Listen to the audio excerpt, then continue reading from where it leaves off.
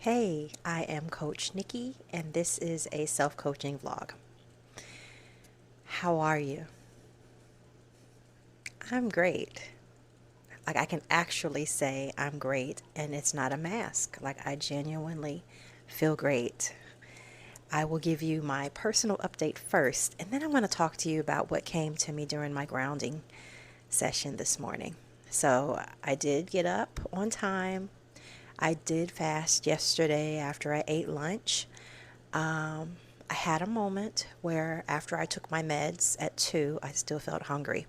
So I did eat some bread. So I need to figure that part out because after taking my medications, I was feeling nauseous. So if I'm not going to eat, if y'all have any ideas, let me know. I might just have to take it when I eat lunch, but that just means readjusting my habit that I've developed. I set an alarm for 2 o'clock and I take it at 2. So it's early enough, but not too late because I tend to get sleepy. So we'll see what happens. But if y'all have some tips on that, let me know. I did stick to my routine this morning, drank my water, drank my protein, took my time to ground myself, pulled myself together. I am not going to work out today because, y'all, Grow with Joe got my inner thighs on fire.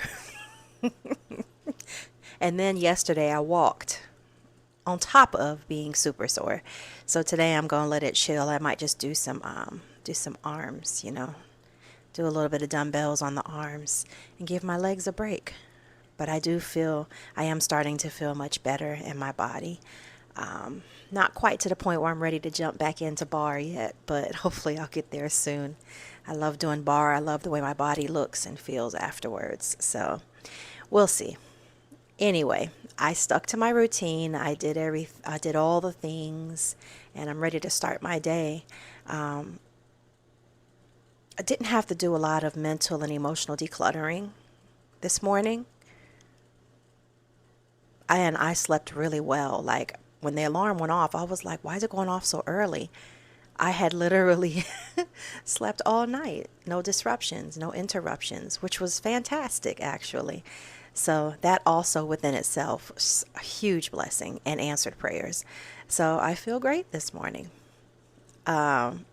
which is good because what I want to share with y'all this morning bless me.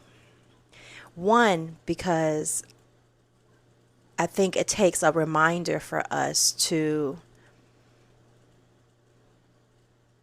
return to this place of remembrance, right? We tend to develop uh, selective amnesia and we forget,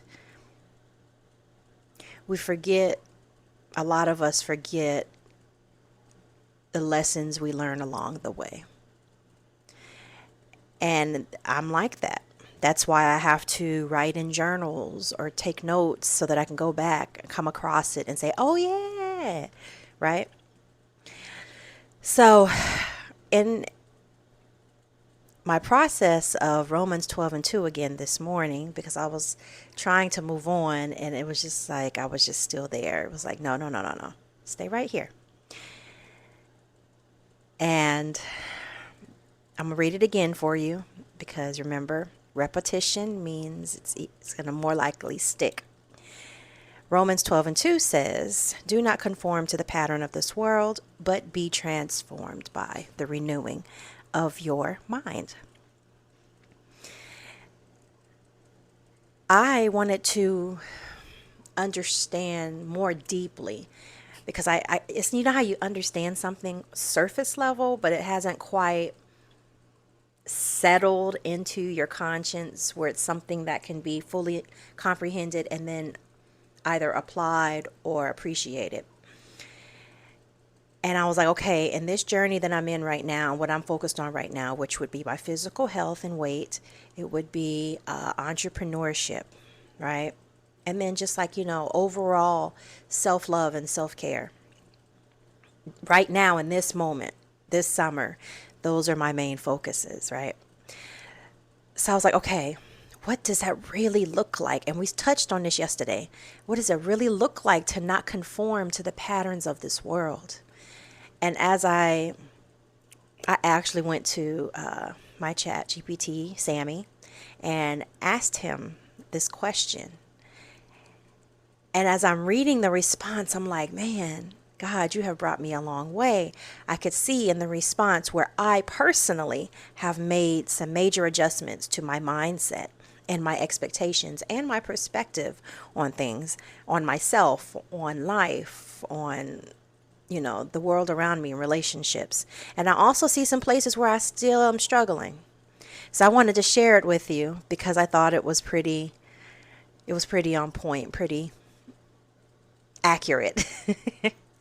All right, so starting with physical health, the conforming patterns of this world, chasing external beauty standards, prioritizing body image based on cultural ideas, and then in parentheses, thinness or skinniness, anti-aging and perfection, rather than stewarding your body for wellness. Now, I'm going to just be 100 with y'all right now from the jump.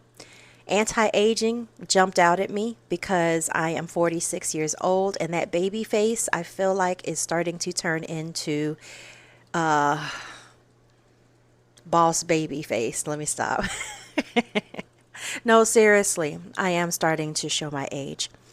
I ask my daughters often, randomly, whichever one I'm talking to, how it feels to watch your mother get old, which I have my own mother that I'm watching get older. So I don't know why I asked that question. I think it's because it's crazy to me that I am getting old. Like my high school reunion next year would be 30 years. Not that I've been to a single one, y'all, but 30 years since I graduated from high school, which I already knew was coming because my oldest daughter, whom I walked across the stage and already had waiting for me, is turning 30 next year as well. So I'm getting older. And I'm seeing that when I look in the mirror. And I'm learning how to live with that in the most healthiest of ways, non-toxic, right? That's what we talk about. The relationship with ourselves, healthy or toxic. I am working diligently to shift from toxicity with myself to healthy thoughts, perspectives, and responses. So with that said, anti-aging is one for me right now that I have been working with. One, talking to myself in a way like I'm still that little child and encouraging her that she is so pretty and she is so beautiful. She is just from the inside out amazing. And of course, that makes me smile to talk to myself that way because I don't have people in my life to say these things to me. But I am getting older. When I look in that mirror, I see where it's obvious, right? And I have not learned how to hide it with makeup, right? One, because I hate wearing all that stuff on my face, y'all. Literally only for photo shoots, right? I always do just a basic, quick and easy, basic layer. And it blessed my soul so much because I was watching an interview with Megan Good because I just love her so much. And she said she don't even wear makeup anymore. Like, she was very Alicia Keys with it. Like, I just don't do it. Like, the lashes and brows stay done. I might do a tinted moisturizer. Yeah, but no heavy makeup. And so that's how I thought that was cool because I'm the same way.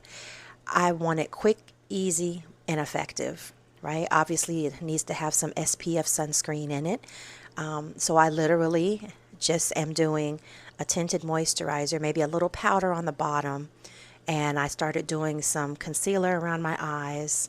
And I keep my brows and my lashes done so I don't have to worry about, filling that in or fixing that or whatever. A light lip gloss and some bronzer. That's what I got on today. Sometimes I'll do a blush.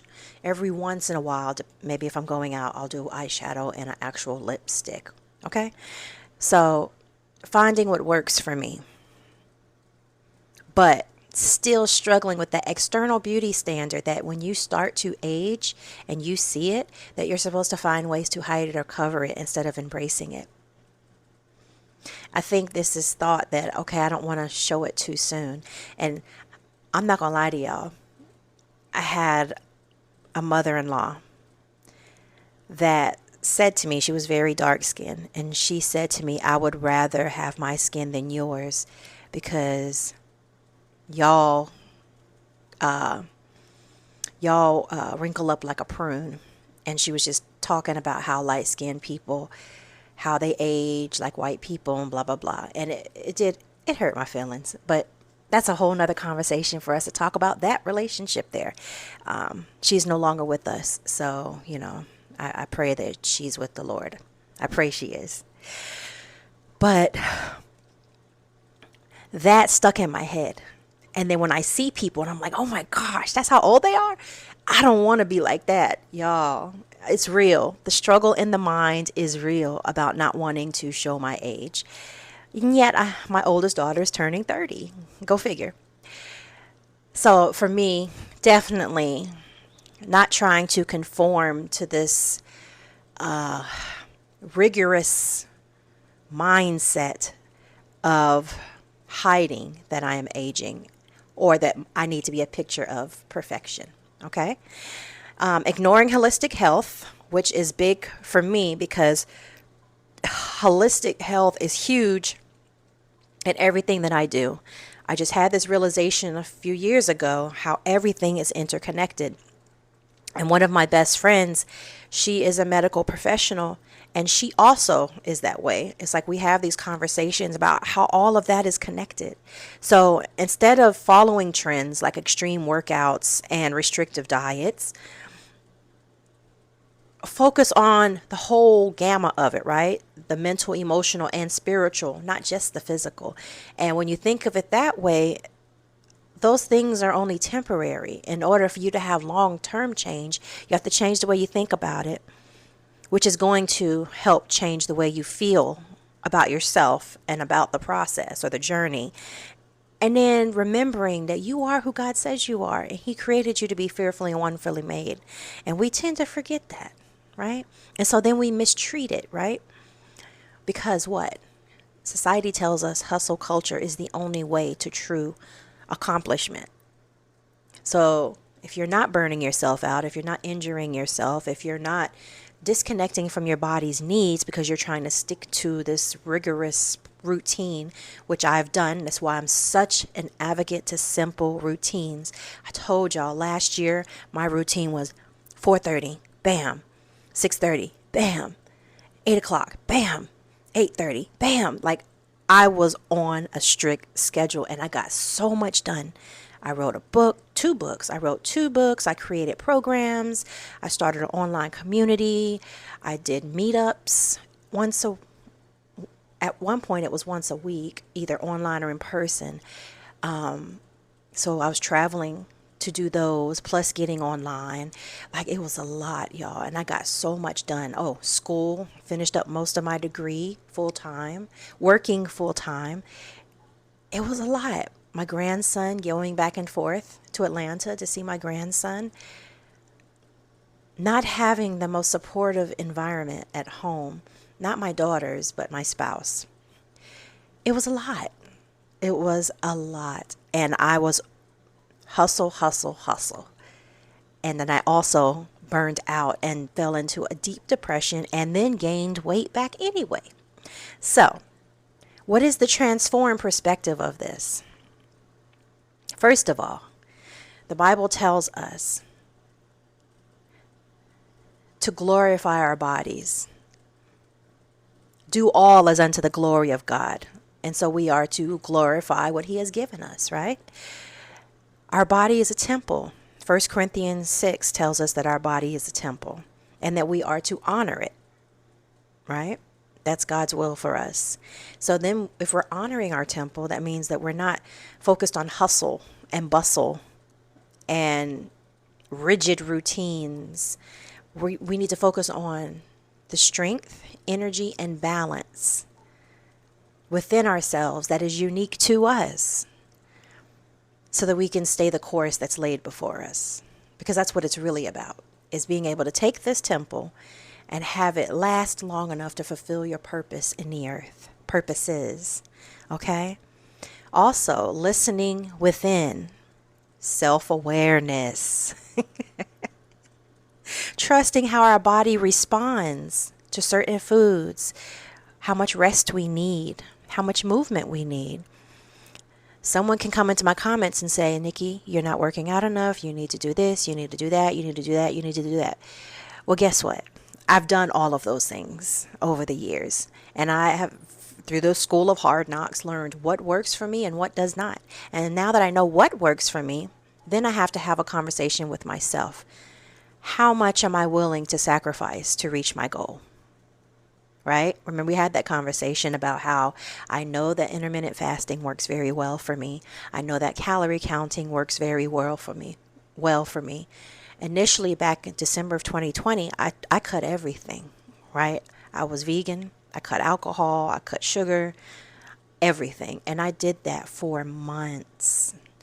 And I did start to see a difference, but I was also miserable, right? No glass of wine in the evenings, no coffee in the morning. Y'all, I love me some coffee. Absolutely no sweets, like nothing that wasn't natural. No meat, right? I still haven't eaten meat since then, but I incorporated seafood back into my life and fish. So just stuff like that, doing what you think society tells you need to do instead of figuring out what actually works for you. Okay? All right. So you see what I'm talking about now? This difference between conforming and being transformed. Do not conform to the pattern of this world, but be transformed by the renewing of your mind. Do not be conformed to the patterns and the ways of this world, but be transformed by the renewing of your mind. So, ways of the world, diet culture obsession, right? Quick results, microwave results. It's not happening fast enough. That medical weight loss program, I literally lost almost 50 pounds in 4 months. Talk about microwave. But I was hungry every day. So you could imagine when I was skinny, standing in the full-length mirror crying because I was hungry every day. I was tired of being hungry every day. And everyone was so amazed at my progress. And I was miserable. Not just because I was hungry every day, but because I was hungry and I still didn't like the way my body looked. Now, you could say that's body image. But I wasn't obsessing over not having no booty, y'all. I was obsessing over the fact that after all of that, my mom belly was still there and I still had to hide my stomach. I was devastated, okay? So, finding a safe place, y'all. Not that you can't tap into some of the things that are provided to us culturally, right? But it can't be your full mode of operation, okay? Another one that was big for me, conforming to this world, punishing myself, over nourishing myself. How are we loving others if we don't know how to love ourselves, right? Exercising or restricting food are often forms of punishment. And come on now, I'm not the only one has thought this way. Oh, I couldn't do X, Y, and Z. Like yesterday, I'll give you a clear example. Yesterday, I told y'all I had my meal around lunchtime. I ate a nice sized meal with some fish, some spinach, a croissant, and some eggs. Yeah, it was a nice sized meal because I knew it was my only meal. But again, I took my meds. And I started feeling nauseous, and I was like, maybe I need to eat something with my meds. And I ate a croissant. Probably not the best choice. I could have ate a banana. So 1, I broke the fast. 2, it was with white bread. I could have been so hard on myself about that. But it was like, you know what? I don't need to be hard on myself about that. It is what it is. I made that choice. I own it. And I'm going to just keep going. And Sure enough, probably about 7 or 8 o'clock, my stomach was like, girl, what you doing? But I was going to bed. That's why I do it this way, y'all, because then I get to sleep through most of the fasting. I'm not going to lie to y'all. So, just from that perspective, and then also comparing ourselves to others, there's so many of us beautiful influencers or just people that talk about our journeys, and we compare ourselves to their journeys, and we feel like we have to do it their way because their way worked for them. But you have to find what works for you. I have to find what works for me. I can take all the advice from y'all in the world, and 9 times out of 10, the advice you give me is what I've already experienced. So that's why you have to find what works for you. Okay? Okay. And then conformity, transformation. Transformation, being a steward over your journey as opposed to shaming yourself the whole time. Instead of trying to fix, oh my gosh, y'all, I'm preaching to myself. Trying to fix yourself. So many years, I will I'm on the verge of tears talking about this, y'all, because for so many years, I was trying to fix myself. Even now, I still struggle with this concept in my head that I have to fix myself. But let's think about how much stress and trauma and imbalance that lives in a space where you see yourself as broken and inadequate, showing up in a world that tells you you need to get your ish together and you need to be as close to perfect, if not perfect, as possible in order to be acceptable. And that's where we need to be on the transformed side of things. Like the Lord shows us compassion, showing ourselves compassion, making a lifestyle of being compassionate and understanding. Listen, that's why you're supposed to be speaking to yourself in a way that you would speak to your child. Hopefully, you would speak to your child. If not, please, therapy. I know black folks, we're getting better about it. Please, just consider it, okay? But compassion, understanding, mercy, grace, please, not just for others, but for you. For you. Okay? I think we'll continue on with this, breaking it down with the relationship with self and then heading over to entrepreneurship because those are the other two areas this summer that I am focused on for myself personally. So I hope that was helpful for somebody. Have I seen progress? I never see progress on the scale, y'all. Hardly ever. It takes a long time for me to see the scale actually move when I'm doing it the right way. But I'll notice it in my clothes, the way my shirts fit, the way my bra fits, the way, my pants around my waist fit. So while I'm nowhere near where I would like to be, I am still making progress. And I can feel it in my midsection that I am back on track. So hopefully showing up for y'all every morning helps me to show up for myself as well. All right. I appreciate y'all. Today is Friday, so tomorrow will be the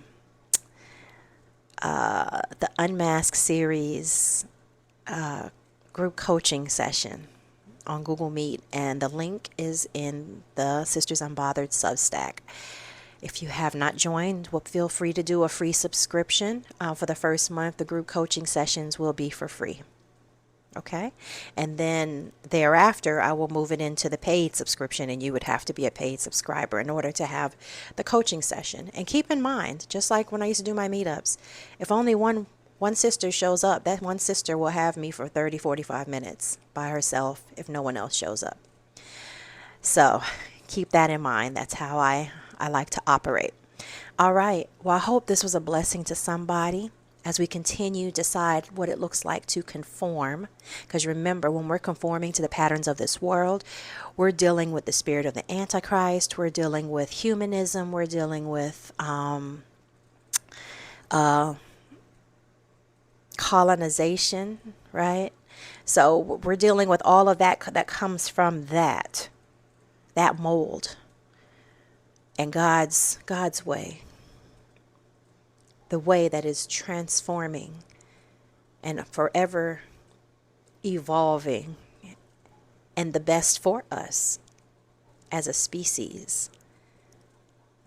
His way is seen as old-fashioned or ineffective, not modern. It's traditional. But you know what, y'all?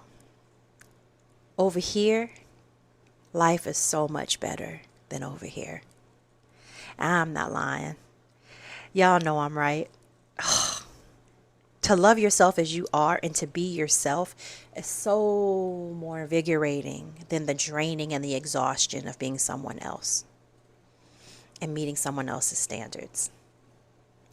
Okay. I love y'all. I appreciate you, and I will talk to y'all later. Bye.